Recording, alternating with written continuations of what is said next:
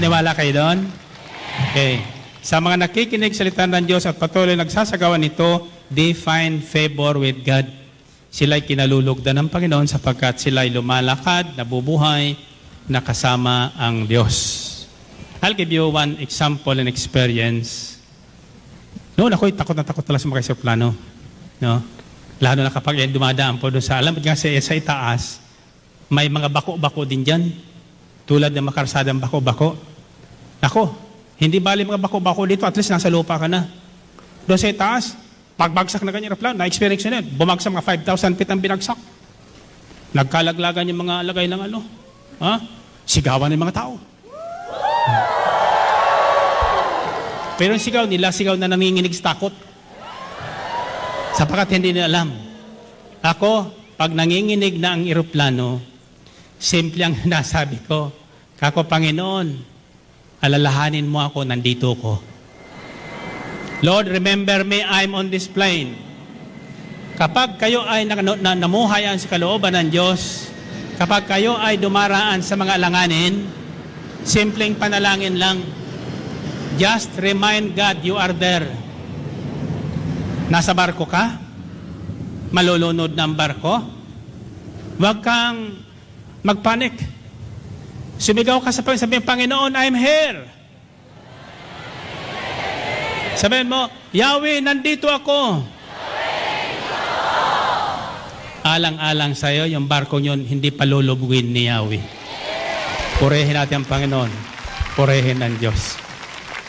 Diba?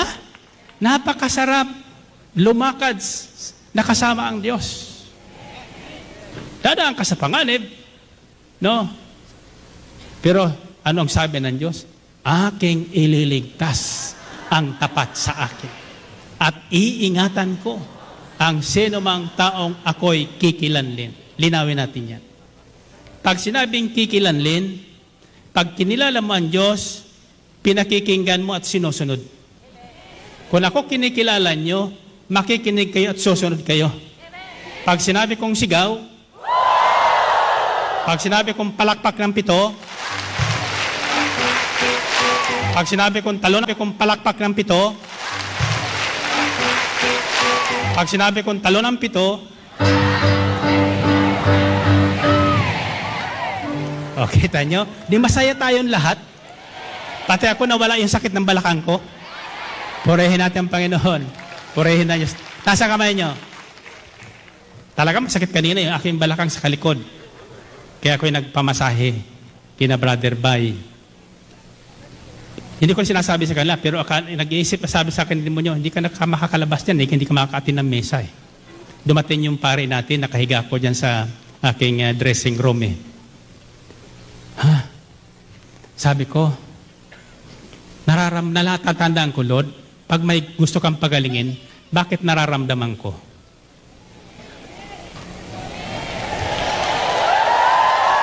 Kaya alam kong, ngayong gabi, lahat na nakinig ngayon, kung ikaw may karamdaman, tinandaan mo ang salita ng Diyos, ikaw ay pinagaling na ng Panginoon.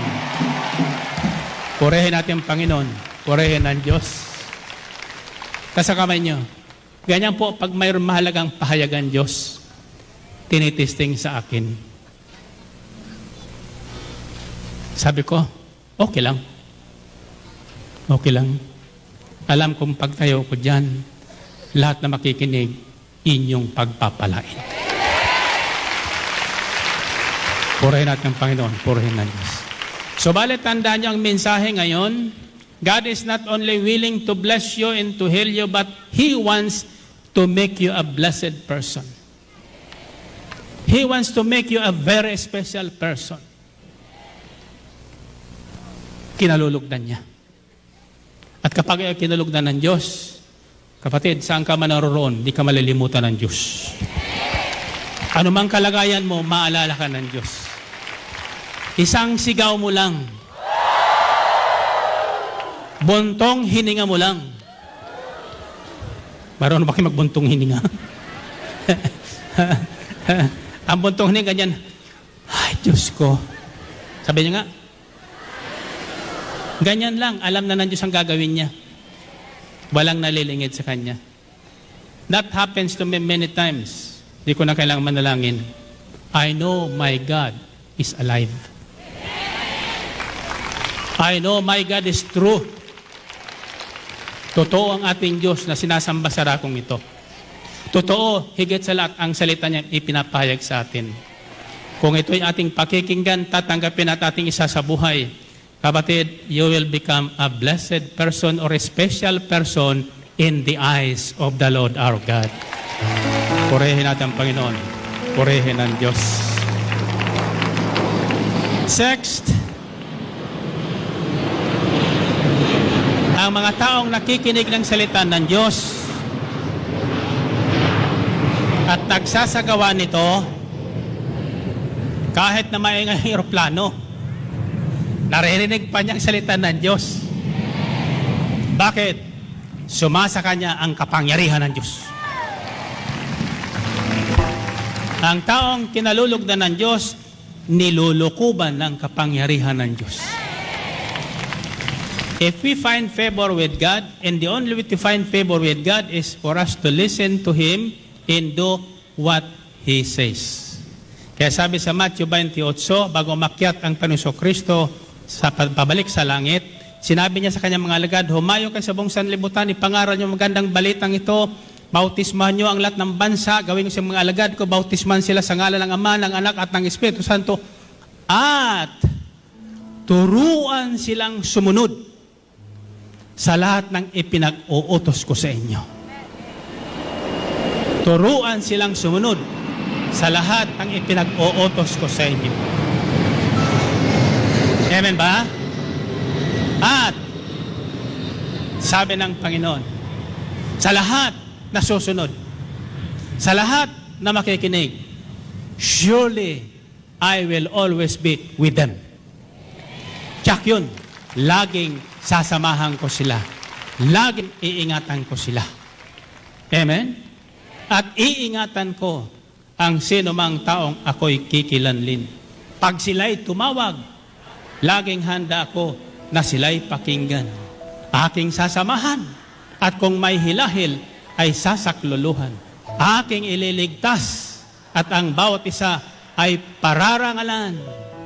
Sila'y bibigyan ko at gagantimpalaan ng mahabang buhay.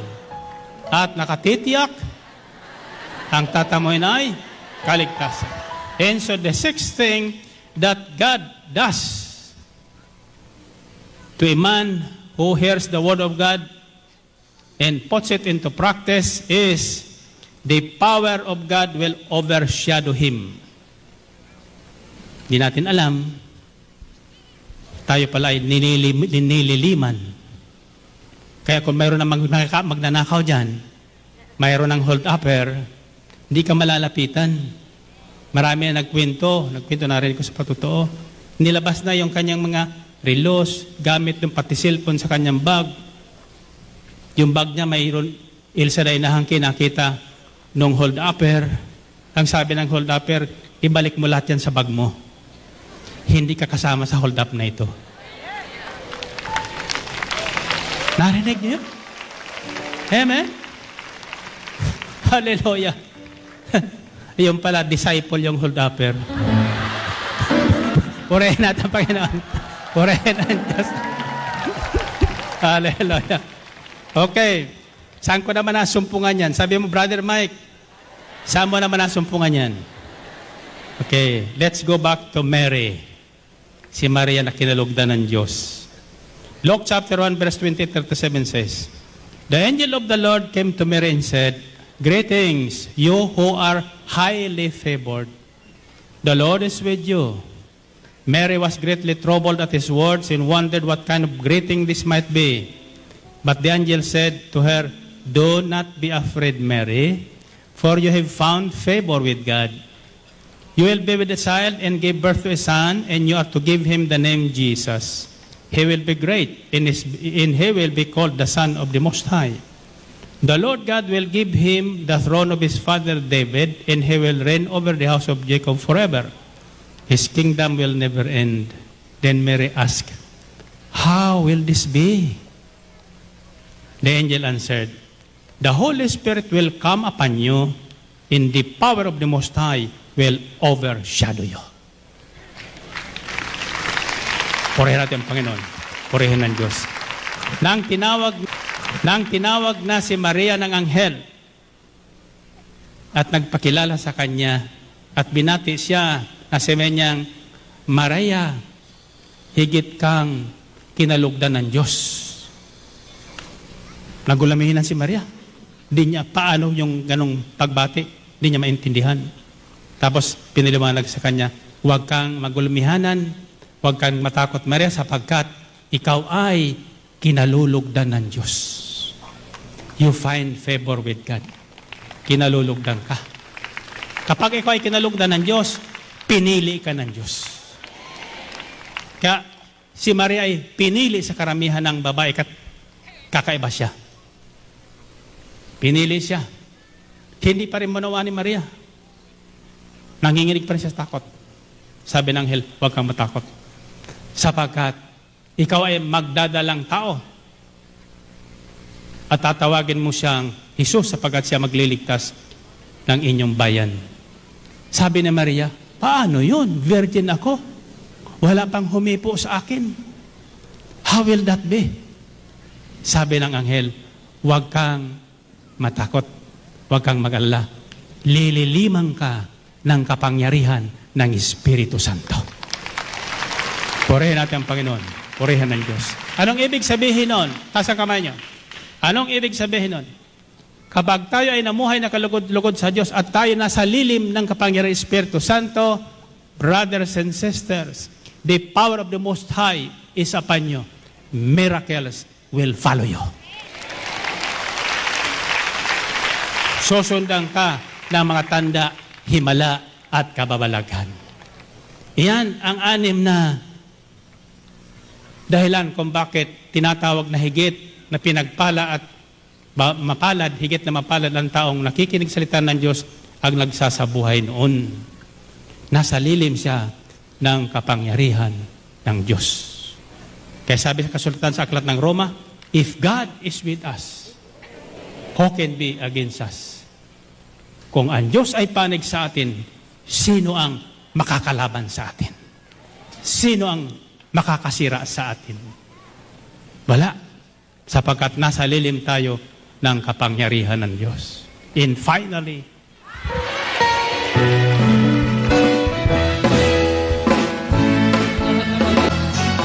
anong nagalakan ang aking nadarama sa tuwing ako'y nakikinig ng banal na salita. Nalaman ko ang susi ng kanyang mga himala. Sa gabay ng lingkod niya, pinagpala. Sa mga kamay ang hindi ng pangako ng Diyos. Ako ngayon may bagong buhay. Ako ngayon may bagong buhay. Sabihin natin, ako ngayon ay pinagpala. Ako ngayon ay pinagpala.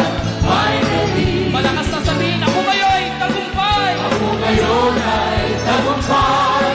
Finally. Tayo pong lahat. Yes, finally. Ang buhay ko ngayon. Ang buhay ko ngayon. Sisiklimlim ng biyaya. Kung may pagsubok, may di alintana. Ay hindi alintana. Ako'y punong-puno ng pag-asa at palakasan. Sa pagtahak sa landas ng kabanan. Sabay-sabay na sa mga kamay. Finally. Ako ngayon malaya na. Ako ngayon malaya na. Finally. Ako ngayon mayaman na. Ako ngayon mayaman na. Finally. Ako ngayon mapalad na. Ako ngayon mapalad na. Finally. Sabay-sabay. Yes. Finally. Minsan pa, finally. Finally. Ako ngayon may bagong buhay. Ako ngayon may bagong buhay. Finally. Ako ngayon ay pinagpala. Ako ngayon ay pinagpala. Finally. Tayong lahat ay tagumpay. Amen. Ako ngayon ay tagumpay. Finally. Sabay-sabay. Yes.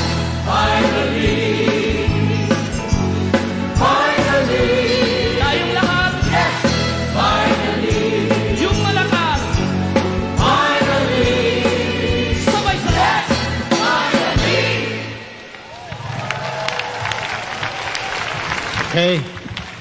Hallelujah. Finally, makakauwi tayo ng maaga. Okay. The seventh is, nagiging higit na pinagpala o nagiging higit na mapala ng mga tao nakikinig ng salita ng Diyos at tumutupad nito sapagkat sila lang. Sila lamang. Ano kayo susunod doon? Sila lamang ang makapapasok sa kaharian ng langit.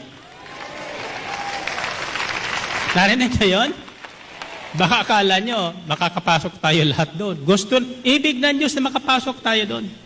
Ibig ng Diyos na lahat ng tao ay nakapasok sa kaharian ng langit. Subalit, iilan lang. Bakit? Marami nga nakinig, hindi naman sumunod. Nagpatuloy sa kanilang mga lisyang gawa. Nagpatuloy sa katigasan ng kanilang mga ulo. Pinagtawanan lang si Noah. Tulad ni Noah, pinagtatawanan lang si Brother Mike. Maniwala niya kayo dyan, kay Brother Mike yung yan. Wala namang pinag-aralan yan, di man pare yan. Hindi nga ako pare, pero kasama ko ang Diyos. Kasama ko ang Diyos. Taas kamay niyo. Sabihin niyo, Brother Mike, paano mo alam na kasama ang Diyos? Kung hindi ko kasama ang Diyos, hindi na ko ibabalik dito sa dakong ito. Kung hindi ko kasama ang Diyos, walang mangyayari sa pakikinig nyo. Pero ito yung sinasabi ko sa inyo, lahat na nakinig ng salita ng Diyos at magsasabuhay nito, makapapasok sa kaharian ng langit. Lagay ang kamay nyo sa ulo nyo. Yun at gusto makapasok sa kaharian ng langit. Gusto nyo makapasok? O tandaan nyo ito, sapagkat ako ay talagang nagdadasal, sapagkat ako, Lord, nahirapan ako dyan sa kasasalita ko. Mukha naman yata ilan lang makakapasok eh. Hallelujah. Maski nga yung aking mga preacher disciple, marami hindi makakapasok eh. Pakinig na po kayo sapagkat iba, hindi po nadadala sa pagalingan o hindi nadadala sa kayamanan. Mayaman ka man, magaling ka man, may titulo ka man, magaling ka mag-preacher, kung hindi masusunod ang kalooban ng Diyos, kapatid, hindi na kita pananagutan, pero makinig ka na ngayon. Matthew 7:21-23 says, Not everyone who says to me, Lord, Lord, will enter the kingdom of heaven, but only he who does the will of my Father who is in heaven. Many will say to me that day, Lord, Lord, did we not prophesy in your name, and in your name drive out demons, and perform many miracles? Then I will tell them plainly, I never knew you. Away from me, you evildoers. Pagdating ng huling panahon, lahat tayo haharap. Yung mga nakinig ng salita ng Diyos, sinabuhay ito at sumunod sa kalooban ng Diyos, tsak, nagbagong buhay yun. Yung nagtataglay lamang ng bagong buhay, ang papasok doon sa kaharian ng langit.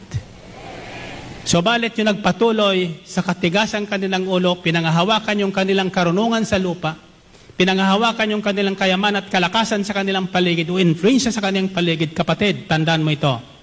Ito ang maririnig mo sa Panginoon. Lumayo-layo ka sa akin. Hindi kita kilala. Ikaw na walang magaling kundi ang sarili. Ikaw na mapagkatha ng isip laban sa iyong kapwa. Ikaw na mapagbintang sa iyong kapwa. Ikaw naman daraya. Ikaw na magnanakaw, pati ako ninanakawan mo, sabi ng Diyos. Lumayo-layo ka sa akin.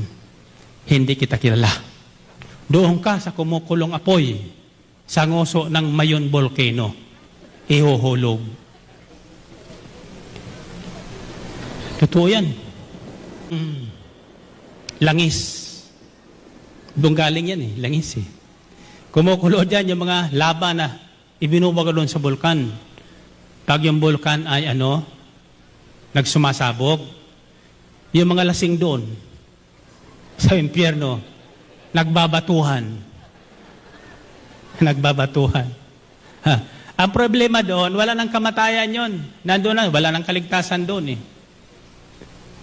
Ang kaligtasan ay ngayon na. Ngayon na, kapatid.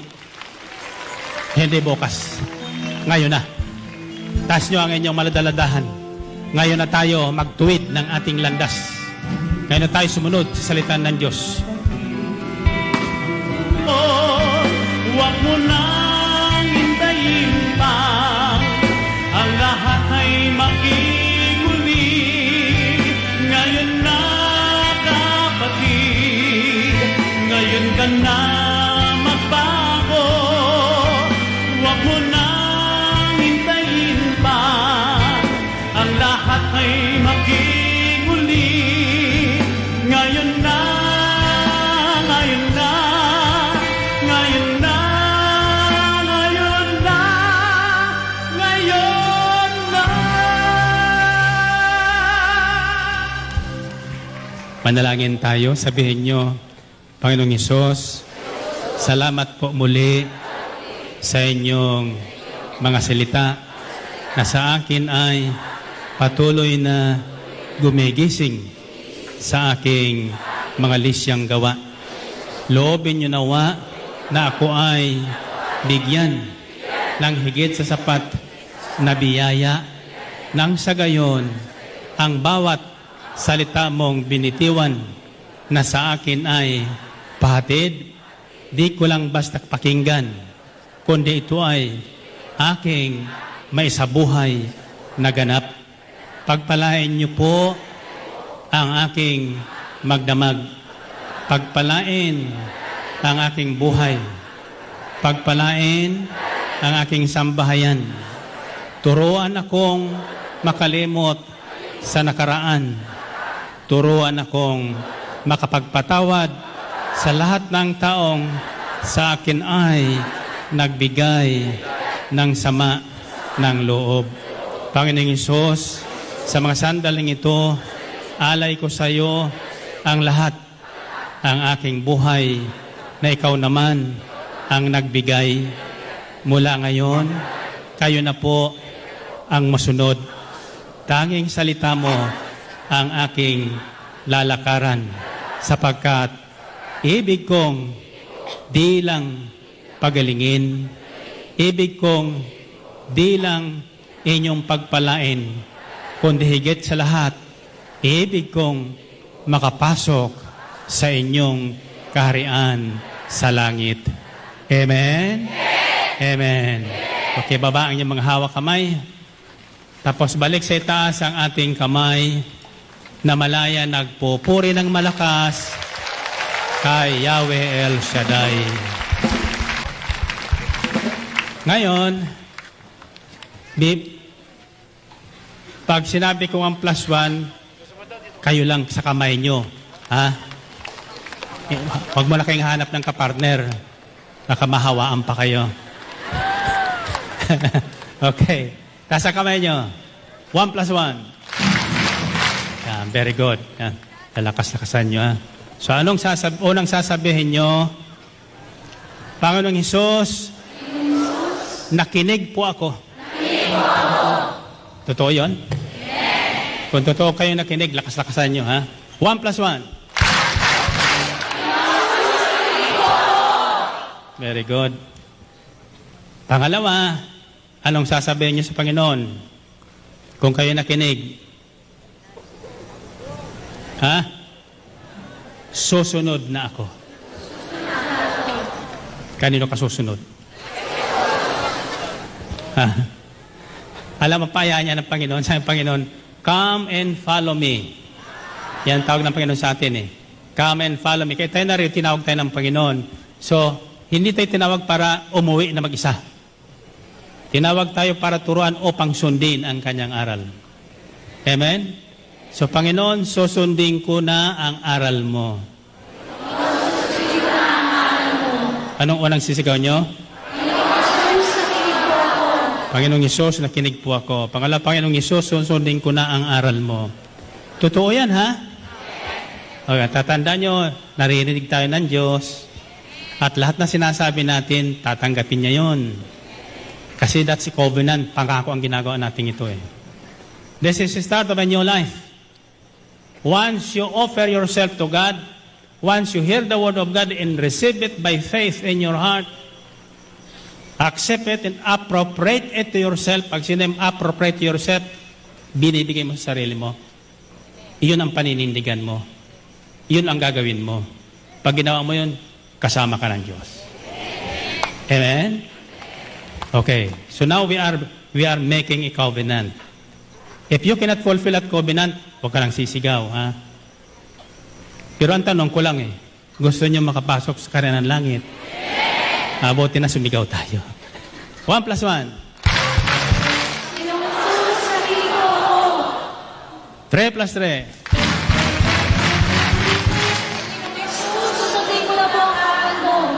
Very good. Kung masunod mo ang narinig mo, ano naman ang dapat hingin mo sa Diyos?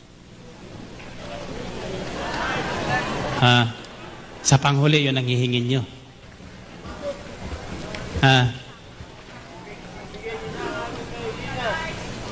Ito ang hiningi noong magnanakaw sa cross.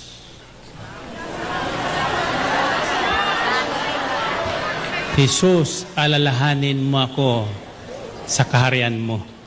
Sabi niya nga, Jesus, alalahanin mo ako sa kaharian mo. And not only that, you can use that word in times of troubles. Kung kayo ay nasa panganib, yan ang panalangin tawin nyo. Jesus, alalahanin niyo ko sa kalagayan kong ito. Maniwala ho kayo, mabilis ang tugon ng Panginoon. Amen? Kung tayo ay nakasusunod sa kanyang kalooban. Ano unang sigaw? Panginoong Jesus, nakinig po ako. Pangalawa? Panginoong Jesus, susundin ako ang aral mo. Pangatlo? Panginoong Jesus, alalahanin mo ako sa kaharian mo. Very good. Very good. Dahil lakas-lakasan niya na. 1 plus 1. Panginoong Jesus, nakinig po ako. 3 plus 3.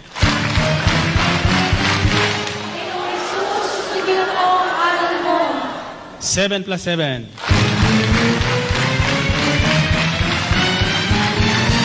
Panginoong Jesus, alalahanin mo ako sa kaharian mo. Purihin ang Panginoon. Purihin ang Diyos. Okay, taas ang kamay nyo. Iiwan ko sa inyo ito ang isisigaw nyo. Ito na ang araw na bigay sa akin ng Diyos. Ibig sabihin, from this day on forward, you will never be the same again. Mula ngayon, bago na kayo. Anong sisigaw nyo?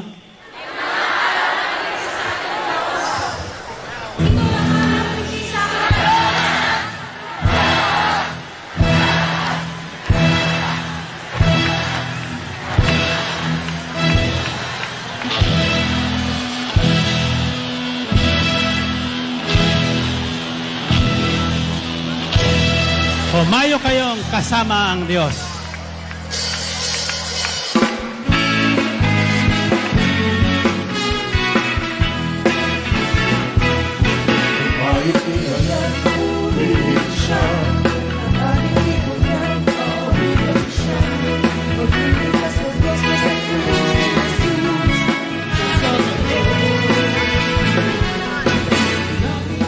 Praise the Lord sa pagpapagpalang gabi sa ating lahat at muli nakapiling natin ang ating pinakamamahal na punong lingkod upang ibigay sa atin ang mensahe na magpapalaya sa ating lahat para tayo lalo ay maging blessed person, brother. Amen. At may uwi natin lahat ang lahat ng pangako ng ating Panginoong Jesucristo.